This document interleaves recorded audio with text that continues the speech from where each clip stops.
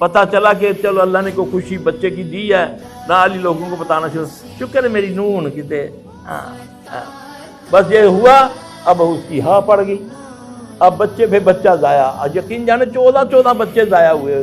جب ہم نے دیکھا تو وہ نظر تھی۔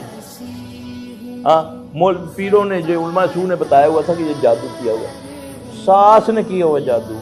بیٹا ماں کو گالی دے رہا ہے، کہتا ہے وہ نعوذ باللہ اس کو گندے لفظ کار کے کہتا ہے میری ماں فلاں کی بچی نے میری بیوی پر جادو کیا۔ استغفر اللہ من ذالک۔ اللہ میں کہ اگر کوئی چیز تقدیر پہ بھاری ہوتی تو وہ یہ نبی صلی اللہ علیہ وسلم نے فرمایا میری آدھی امت قبروں میں چلی جاتی ہے کہ نظر کی وجہ سے، میری آدھی امت، یہ حدیث ہے صحیح، ٹھیک ہے۔ اس لیے فرمایا اپنی خوشیاں اور اپنے راز چھپاؤ، اپنے جو پروگرام ہے اس کی تشہیر نہ کیا کرو، پھر وہ پایا تکمیل کو نہیں پہنچتے۔